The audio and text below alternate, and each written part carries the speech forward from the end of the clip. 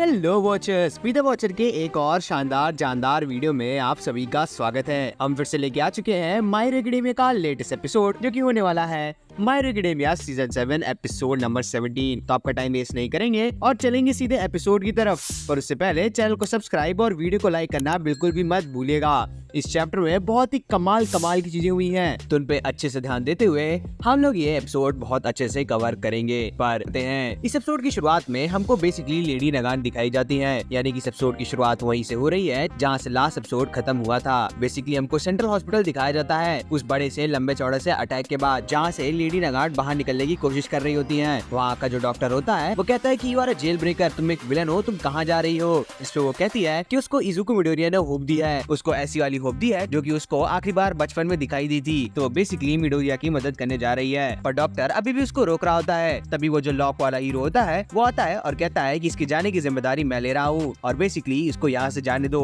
ये कहने के बाद किसी तरीके से लेडी नगान को वहाँ से निकालने में कामयाब हो जाता है। आगे वो कहता है कि हम सभी लोग इजुको मिडोरिया के ऊपर विश्वास कर रहे हैं और तुम ये जो भी कर रही हो वो मिडोरिया के ही विश्वास के ऊपर कर रही हो, तो हम तुम्हारे पर भी विश्वास करते हैं। और फिर हमको वो कूल वाला सीन दिखाया जाता है जहाँ पे नगान अपना गन यूज करके एक हाथ उड़ा देती है शिगराकी का। और फिर से हमको बहुत सारे फ्लैशबैक से इमोशन से भरे हुए सीन दिखाए जाते हैं, जहाँ पे नगान सोच रही होती है कि कैसे जब वो बच्ची थी तो फिर उसको एक अंधेरी रात में भी सितारों की चमक दिखाई देती थी, पर उसको बीच में कम्प्लीटली अंधेरा दिखाई देने लगा था। पर अगर कोई वापस चमक लेके आया है तो वो कोई और नहीं बल्कि अपना फेवरेट हीरो इजुको मिडोरिया है। वो दूसरी गोली भी बरसा देती है और उड़ा देती है दूसरा हाथ भी शिगराकी का। वहीं दूसरी तरफ मिडोरिया इस मौके का फायदा उठा के उसको कॉफिन के बाहर लेके जाता है। बेसिकली जब तक वो लोग फ्लाइंग कॉफिन यानी कि इस यूए के ऊपर हैं, तब तक कभी भी शिगराकी अपना क्वर्क यूज करके उस कॉफिन को नीचे गिरा सकता है। इसीलिए डेको उसको लेके वहाँ से बाहर निकल लेता है ताकि वो कोई बहुत बड़ा डैमेज ना दे पाए। उसके जाते टाइम लेमिलियन बुलाता भी है डेको को, और उसका क्या होगा क्या नहीं ये तो हमको आगे पता चलेगा। और उसके बाद आ जाता है इंट्रो,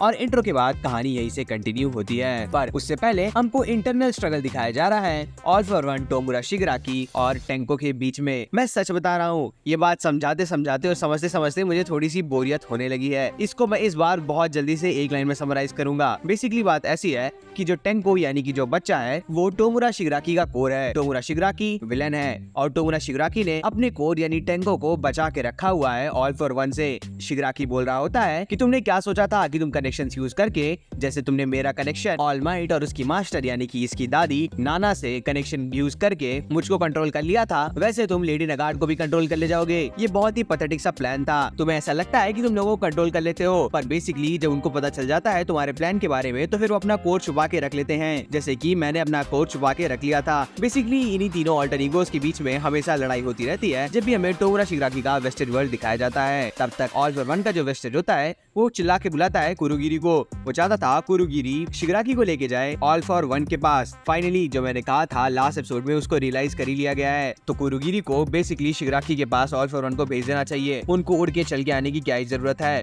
पर उधर कुरुगिरी कंफ्यूज होने लगता है। वो कंफ्यूज इसलिए होने लगता है क्योंकि उसके अंदर वापस शिराकुमो की भी मेमोरीज आ रही होती हैं, जिसमें वो बहुत ज्यादा कंफ्यूज होता है कि उसको शिगराकी को बचाना है या फिर अपने दोस्त यानी कि आइजावा और प्रेजेंट माइक को। वहीं दूसरी तरफ अभी भी वेस्टेड वर्ल्ड की लड़ाई चली रही होती है और दूसरी तरफ हम देखते हैं जेंटल क्रिमिनल को, जो कि अभी भी पूरे यूए को होल्ड करके रखा होता है। उसके बाद क्या डायलॉग बरसाना शुरू करता है वो बंदा। बेसिकली पहले इस एपिसोड का नाम रिवील होता है जो कि है होप्स, पर उसके बाद वो बंदा डायलॉग बरसाना शुरू करता है। वो कहता है कि यहाँ पे देखने वाला कोई नहीं है, यानी कि अगर कुछ गलत होता है तो ना मुझे उसकी डांट सुननी पड़ेगी, ना कुछ अगर अच्छा होगा तो उसके लिए मुझे थपथपी मिलेगी। अगर यहाँ पे कोई है तो वो सिर्फ और सिर्फ है मेरे हार्ट की विक्ट्री, मेरी हार्ट की खुशी। वहीं दूसरी तरफ ला ब्रावा कंटिन्यूअसली सिस्टम को हैक करने की कोशिश कर रही होती है ताकि वो वंस अगेन यूए को फ्लाइंग कंडीशंस में ला सके। जेंटल क्रिमिनल ने नोटिस किया होता है डेको को वहाँ से उड़ के जाते हुए। वो सोचता है कि कैसे वो सब कुछ इंटरेस्ट करता है उस बच्चे के ऊपर, और वो ये भी सोच रहा होता है कि कोई चांस नहीं है कि उस बच्चे ने देखा है जेंटल क्रिमिनल को। पर पता है कि डेको को पता है कि जेंटल क्रिमिनल वहाँ पे है सबको बचाने के लिए, पर फिर भी वो केवल अपने दिल के अंदर जॉय को लेके ही लड़ने के लिए तैयार था।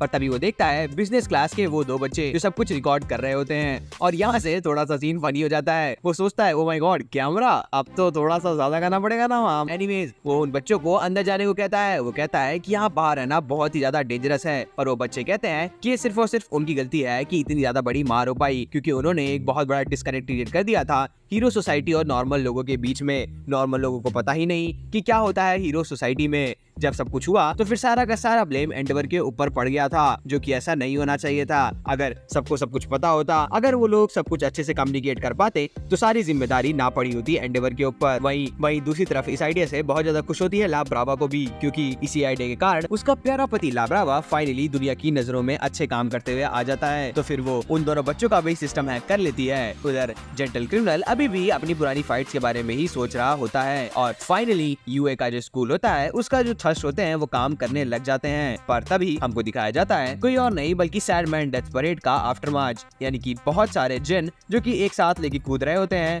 आइजावा, प्रेजेंट माइक और किरिशिमा को, और उनको बचाने आ जाता है कोई और नहीं बल्कि गुरुगिरी। ये दिखाते हुए क्या पता कि इसके अंदर वापस शिरोकोमो की आइडेंटिटी आ रही है और उनको श्योर नहीं है कि इसने इरेजर को बचाया है या फिर वहाँ से हटा दिया है, क्योंकि अगर इरेजर बैटलफील्ड से हट जाता है तो वो बहुत अच्छी बात होगी। फिर उसके बाद सीन कट होता है, पर उससे पहले वंस अगेन हमको वही होप वाली बातें सुनाई गई थी, जिसमें हमको बताया जाता है कि कैसे सबको होप रखना होगा मिडोरिया के ऊपर, सबको विश्वास रखना होगा कि अंत में चीजें सही होंगी, तभी अंत में चीजें सही होंगी। I mean, ये तो बहुत ही ऑब्वियस सी बात है, पर फिर भी आप समझ रहे हैं ना। उसके बाद हमको वंस अगेन एक बार फिर से वही Tomura Tenko all for one mixture merger वाली बातें बताई गई थी। मैं झूठ नहीं बोलूंगा, मैं सच में इस बात से अब बहुत ज्यादा बोर हो रहा हूँ। अब थोड़ा सा हम लोग इस बात से आगे बढ़ते हैं तो इस बारे में मैं डिस्कस नहीं भी करूंगा। और फिर ऑल फॉर वन आगे बढ़ रहा होता है शिगराकी की तरफ, पर उसको बीच में इंटरजेक्ट करने के लिए आ जाता है हॉक्स अभी भी सोच रहा होता है कि कैसे ये तुम्हारी स्टोरी नहीं है, ये हमारी स्टोरी है, ये उन बच्चों की स्टोरी है जिनके लिए अभी भी कल बचा हुआ है।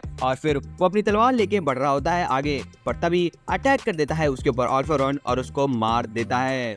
मार देता है। ओ ये तो एक इल्यूजन था, ऐसा किसी और को नहीं बल्कि लगता है हमारे प्यारे टोकोयोमी को। फिर हमको बताया जाता है कि एक्चुअली में आ गए हैं शिकित्सु हाई स्कूल के बच्चे। ये वो बच्चे हैं जो कि हमको ट्रेनिंग लाइसेंस एग्जाम के टाइम पे दिखाए गए थे, जहाँ पे हमको भी फिलहाल 3 लोग दिखाए गए हैं, किमी, सेजी और इनायासा। मैं आपको याद दिला दूं कि ये स्पेशली पावरफुल बंदा है जो कि 5th स्टूडेंट था, जिसका रिकमेंडेशन से एडमिशन होने वाला था, पर वो एडमिशन नहीं लेता है क्योंकि उसको एंडेवर नहीं पसंद था और एंडेवर का बेटा यानी कि शोटो था यूए हाई स्कूल के अंदर। बेसिकली वो लोग यहाँ पे बैकअप देने आए थे क्योंकि सबको पता है कि अगर यहाँ पे ओवररन कर दिया टोगा ने तो फिर ये लोग कंप्लीटली सारी की सारी बैटल हार जाएंगे। पर यहाँ पे अभी एक छोटी सी प्रॉब्लम भी है जो कि अंत में डिस्कस होती है, पर हम लोग यही पे डिस्कस कर लेते हैं। बेसिकली टोगा का जो क्वर्क है उससे वो दूसरे लोगों में कन्वर्ट हो सकती है, पर वो उन दूसरे लोगों का क्वर्क भी यूज कर सकती है अगर वो उनसे प्यार करती है। तो इसी कारण वो जिन में कन्वर्ट होने के बाद जिनका क्वर्क यूज कर सकती है, पर जिनका का क्वर्क खुद अलाउ करता है बाकी लोगों में कन्वर्ट होना और उनका क्वर्क यूज कर लेना। भले उनकी ड्यूरेबिलिटी बहुत ज्यादा कम होती है, पर वो इस हद तक उसका क्वर्क नहीं यूज कर पा रही है। तो टोगा आज तक बहुत ज्यादा कंफ्यूज होने वाली है कि वो किससे प्यार करती है, किससे प्यार नहीं करती है, क्या करती है, क्या नहीं करती। ये बात मैं आपको इसलिए अभी बता दे रहा हूँ क्योंकि ये बात अभी ऑल फॉर वन भी सोच रहा होता है कि कैसे अभी तक तो कम्प्लीटली टाइट टर्न्स हो जाना चाहिए था, कैसे सब कुछ अभी तक वर्स्ट की तरफ बढ़ जाना चाहिए था, पर ना ये कम्प्लीटली वर्स्ट है ना ये कम्प्लीटली बेस्ट है। फिर उसके बाद ऑल फॉर वन अपने बहुत सारे क्यूमुलेटिव कर को इकट्ठा करके सबकी मार कटाई करना चालू करता है। बाकी सारे लोग भी ग्राउंड में लड़ रहे होते हैं। फिर ऑल फॉर वन अपना ज्ञान देना चालू करता है। वो कहता है कि कैसे गोल्डन एज ऑफ डार्कनेस में वो कितना ज्यादा स्ट्रॉन्ग हुआ करता था और वो एज वो वापस लेके आएगा। और वो कहता है कि ये जो नई जनरेशन है, ये जो फट्टू जनरेशन है जो उस एज के बाद पैदा हुई है, उसको कुछ नहीं पता है, जो कि ऑल माइट की लाइट के अंदर पैदा हुई है उसको कुछ भी नहीं पता है। तभी जो इनायाशा, वो जो एयर वाला बंदा होता है, वो कहता है कि एक्चुअली हमें पता है, हमने इसके बारे में हिस्ट्री की किताबों में पढ़ा है। और वो भरोसा करते हैं आज के नंबर 1 हीरो और एंडेवर के ऊपर और उनकी और उसकी बताई बातों के ऊपर, तो इसलिए वो लोग लड़ेंगे। उधर ऑल फॉर वन सोच रहा होता है कि उसको नेक्स्ट किसका क्वर्क चुराना चाहिए, वो सबके ऊपर देख रहा होता है। फिर वो सोचता है कि सबसे पहले इस एयर बॉय यानी कि इनायाशा का ही क्वर्क यूज करेगा। और तभी वो बहुत बड़ा सा अटैक यूज करने लगता है और कहता है कि विंड हमेशा मेरी डायरेक्शन में बह रही है। फिर तभी इनायाशा कहता है कि ऐसा कुछ नहीं है, जब विंड तेज बहती है तो मेरा क्वर्क और ज्यादा स्ट्रॉन्ग हो जाता है। फिर वो अपना क्वर्क फुल पावर में यूज करके उसको पीछे धक्का देने लगता है। पर तभी क्या कमाल का कूल मूवमेंट आता है भाई, 1 सेकंड के लिए तो ऑल फॉर वन भी सदमे में चला जाता है और हमको पता चलता है ये सदमा किसी और का नहीं बल्कि है टोकोयामी का क्वर्क यानी कि डार्क शैडो, यानी कि जिसको हम लोग जापानीज में कहते हैं फुमी कागे। भाई वो क्या कमाल का क्वर्क है, 1 सेकंड के लिए वो सदमा दे देता है ऑल फॉर वन को भी। और उसके बाद फुमी कागे का क्वर्क मिला के, इनायाशा का क्वर्क मिला के और मिला के क्वर्क हॉक्स का एक बहुत बड़ा सा अटैक लॉन्च होता है, जहाँ पे बहुत ज्यादा प्रेस कर रहा होता है हॉक टोकोयामी को, क्योंकि वो कहता है, क्योंकि वो जानता है कि उसने ये अटैक तभी से प्रिपेयर करना करना चालू कर दिया था जब बैकअप आया था। बेसिकली ये वो अटैक है जो कि उसने बहुत लंबे टाइम से प्रिपेयर किया है। और उसके अलावा ये लोग भी थोड़ा सा ज्ञान तो दे देते हैं, कहते हैं कि तुम लोग कौन सी डार्कनेस की बात कर रहे हो भाई, डार्कनेस में तो मैं पैदा हुआ हूँ, डार्कनेस को तो मैंने कॉन्कर किया है और मुझे पता है कि डार्कनेस क्या होती है। हमको ये भी बताया जाता है कि ऐसा नहीं है कि ऑल फॉर वन अगर एंडेवर की फायर छू रहा है तो फिर उसका फायर क्वर्क ले सकता है। इसका मतलब कि टोकोयामी का क्वर्क वो डार्क शैडो को छू के नहीं ले सकता है, उसके लिए उसको टोकोयामी की फिजिकल बॉडी छूनी होगी, इसलिए वो वहाँ पे था।